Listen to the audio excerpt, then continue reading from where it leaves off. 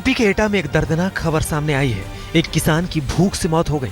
किसान के परिवार का आरोप है कि प्रशासन इस मामले की लीपापोती में जुटा है और मामले को शराब से हुई मौत से जोड़ रहा है। किसान की मौत के बाद डीएसओ के आदेश पर कंट्रोल राशन वालों ने किसान के घर चुपके से अनाज रखवा दिया ताकि भूख से हुई मौत के मामले की हवा लखनऊ तक ना पहुंचे। पटना में एक लेडी टीटीई की दबंगई दिखी। कामाख्या एक्सप्रेस में लेडी टीटीई ने एक अटेंडेंट को बुरी तरह से इसलिए पीटा कि मैडम जबरन एक महिला यात्री की सीट पर बैठी थी और अटेंडेंट ने वहां से उठने के लिए कह दिया था। अटेंडेंट फखरुद्दीन के मुताबिक सीट जिस महिला यात्री की थी उसने टीटीई के जबरन बैठने पर ऐतराज जताया था। हालांकि बाद में जीआरपी ने लेडी टीटीई को हिरासत में ले लिया। जौनपुर के जलालपुर के गांव में कुएं से ईंट निकाल रहे 2 मजदूरों की मिट्टी में दबने से मौत हो गई। मजदूरों के जिंदा दफन होने की खबर मिलते ही जलालपुर थाना समेत एसडीएम सीओ मौके पर पहुंचे और जेसीबी मशीन से खुदाई कर मजदूरों के शव को बाहर निकाला गया। यूपी के लखीमपुर खीरी में एक सड़क हादसे में बच्चा गंभीर रूप से घायल हो गया। हादसा शारदा नगर पुलिस चौकी के पास तब हुआ जब एक तेज रफ्तार नीली बत्ती वाली कार ने एक बच्चे को टक्कर मार दी। कार निघासन तहसील के एसडीएम लव कुमार की थी। घटना के बाद एसडीएम साहब ने रुकने की भी जहमत नहीं उठाई।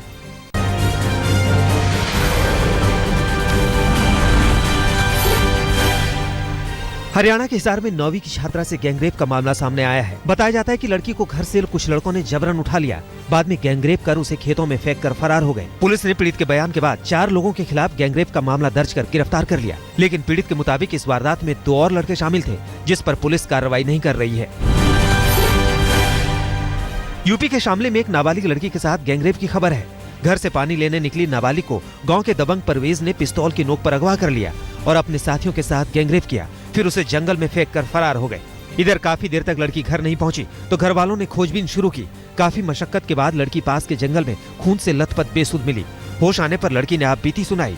पुलिस ने मामले में कार्रवाई शुरू कर दी है। मुजफ्फरनगर में 2 लड़कों की हत्या से सनसनी फैल गई है। इस हत्या के खिलाफ लोगों का गुस्सा फूट पड़ा और सैकड़ों नाराज लोगों ने थाने का घेराव किया। मामला नौकरी दिलाने के नाम पर जालसाजी का है। खबरों के मुताबिक हरिनगर में रहने वाले मोंटी नाम के लड़के ने इलाके के कुछ लोगों को नौकरी लगाने के नाम पर 65,000 रुपए दिए थे। नौकरी नहीं मिलने पर जब मोंटी ने पैसे वापस मांगे तो आरोपियों ने मोंटी और उसके दोस्त मनदीप को बहाने से बुलाकर हत्या कर दी। लोगों का आरोप है कि पुलिस ने समय रहते कार्रवाई नहीं की। कानपुर के एक यूनिवर्सिटी कैंपस में एक महिला की लाश मिलने से हड़कंप मच गया। सीएसए यूनिवर्सिटी में तालाब के नजदीक झाड़ियों में महिला की लाश मिली। सूचना पर पहुंची पुलिस मामले की पड़ताल में जुट गई है। पुलिस के मुताबिक महिला की हत्या कहीं और कर लाश यहां पर ठिकाने लगाई गई है। कन्नौज में एक लालची चाचा ने पैसे के लिए अपनी 2.5 साल की भतीजी को ही अगवा कर लिया। अपहरण की घटना के बाद हरकत में आई पुलिस ने 3 घंटे के अंदर ही मामले को सुलझा लिया और बच्ची को बरामद कर अपहरण करने वाले चाचा को सलाखों के पीछे भेज दिया। हरियाणा के कुरुक्षेत्र में एक शख्स ने एक महिला पर धारदार हथियार से सरे बाजार जानलेवा हमला कर दिया। बताया जाता है कि आरोपी शख्स सेल्समैन है और पीड़ित सेल्स गर्ल है। दोनों आसपास के ही शोरूम में काम करते हैं और दोनों की एक दूसरे से जान पहचान भी थी। पुलिस ने आरोपी को गिरफ्तार कर लिया है और मामले की तहकीकात कर रही है। राजस्थान के झालावाड़ के कोतवाली इलाके में एक बुजुर्ग की लाश रस्सी के फंदे से लटकी मिली है। हालांकि अभी यह साफ नहीं हो पाया है कि बुजुर्ग ने खुदकुशी की है या किसी ने हत्या कर लाश को तालाब के किनारे पेड़ से लटका दिया है। मृतक की उम्र करीब 65 साल है और पहचान नहीं हो पाई है। पुलिस मामले की पड़ताल कर रही है।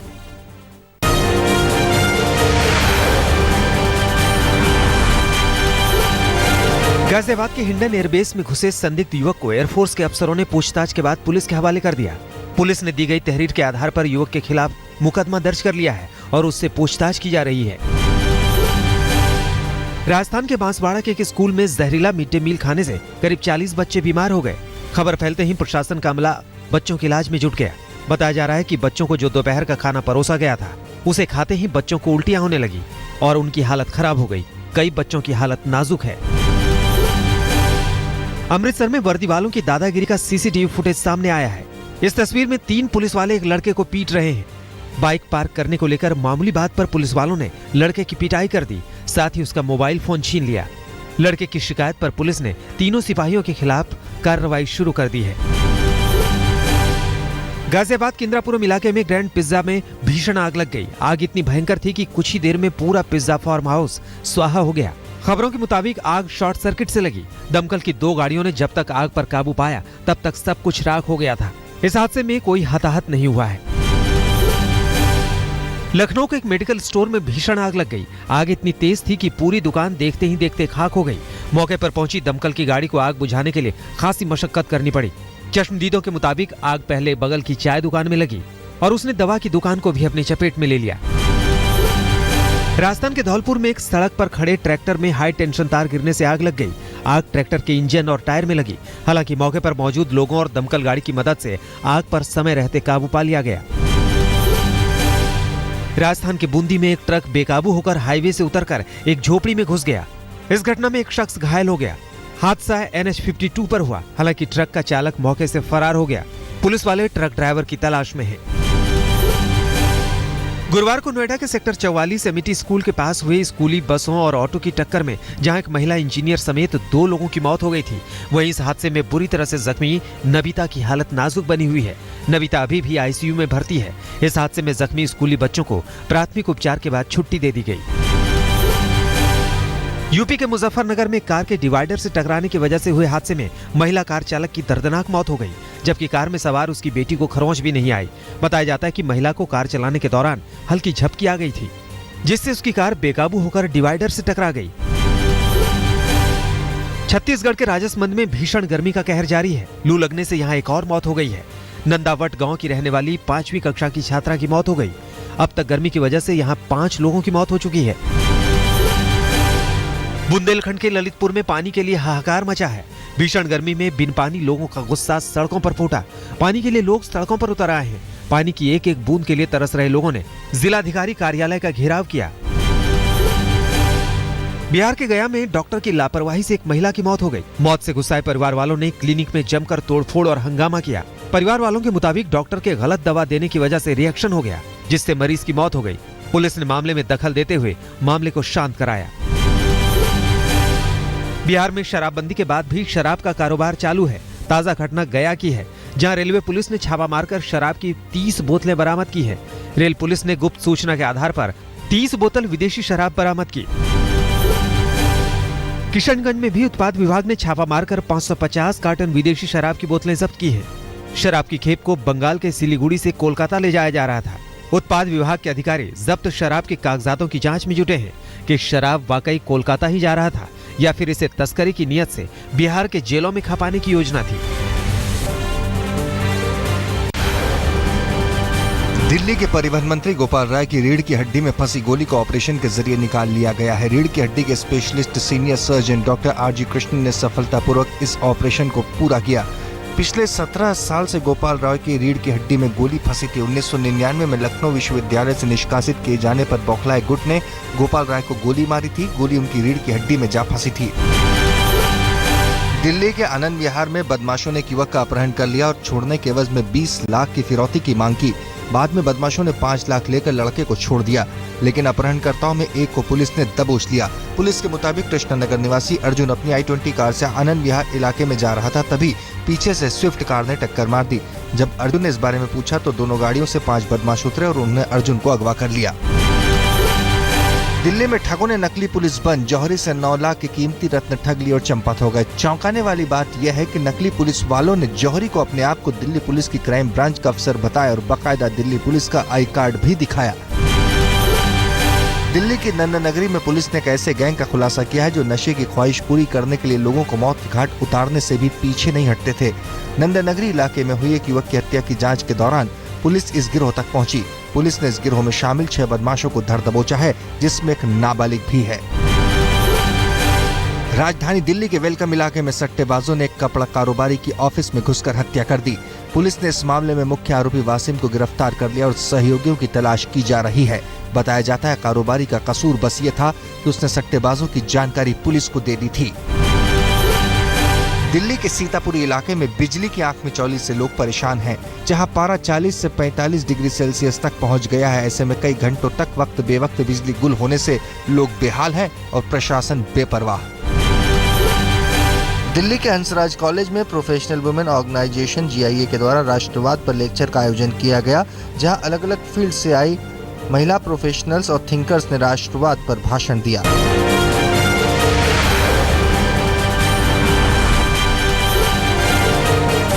आंध्र प्रदेश के विजयवाड़ा में एक महिला ने ससुराल वालों के जुल्म सितम से तंग आकर खुदकुशी कर ली। हुस्ना नाम की इस महिला ने आत्महत्या से पहले अपनी ली गई सेल्फी में अपने पति और ससुराल वालों को अपनी खुदकुशी का जिम्मेदार बताया है। पुलिस ने दहेज हत्या का मामला दर्ज कर कार्रवाई शुरू कर दी है। हुस्ना पेशे से टीचर थी। बिहार के बेगूसराय में ट्रक और कार की टक्कर में 2 लोगों की मौत हो गई, जबकि 4 लोग घायल हो गए। घायलों में से 2 की हालत नाजुक है। चश्मदीदों के मुताबिक NH 31 पर ओवरटेक करने में यह हादसा हुआ। ग्रेटर नोएडा एक्सप्रेसवे पर सेक्टर 100 के नजदीक उस समय बड़ा हादसा होते होते रह गया, जब एक सेंट्रो गाड़ी बेकाबू होकर एक्सप्रेसवे के नीचे जा गिरी। गनीमत रही कि इस हादसे में गाड़ी चालक बाल-बाल बच गया, जबकि गाड़ी पूरी तरह से क्षतिग्रस्त हो गई। राजस्थान के कोटा में अतिक्रमण हटाने पर जमकर हंगामा हुआ। एक शिक्षण संस्थान को तोड़ने आए प्रशासन को भारी विरोध का सामना करना पड़ा। नाराज लोगों ने सड़क जाम कर दी, रेल का भी रास्ता रोकने की कोशिश की। पुलिस को भीड़ को काबू में करने के लिए खासी मशक्कत करनी पड़ी। हालांकि प्रदर्शनकारी अतिक्रमण हटाने के खिलाफ डटे हैं।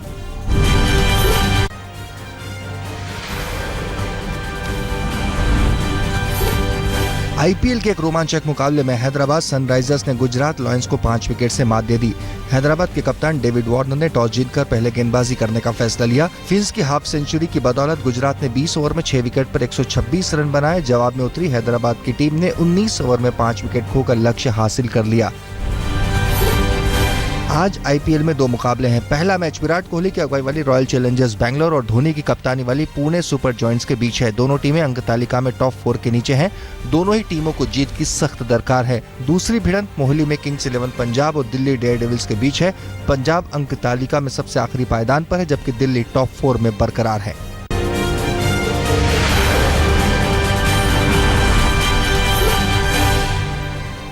कनाडा में जंगल की आग फैलती ही जा रही है। ताजा तस्वीर फोर्ट मैकम्यूरे इलाके के घर की है, जिसमें धुआं भरा है।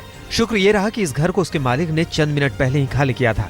जंगल की आग अब रिहायशी इलाकों को भी अपनी चपेट में लेने लगी है। इस आग से 85,000 हेक्टेयर जंगल स्वाहा हो चुका है।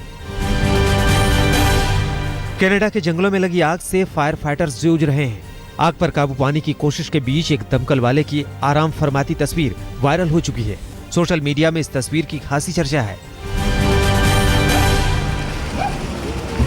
अमेरिका के न्यूयॉर्क शहर के आसमान का नजारा उस वक्त जगमगा उठा जब करीब 1000 कबूतरों के पैरों में LED बल्ब लगाकर उड़ाया गया।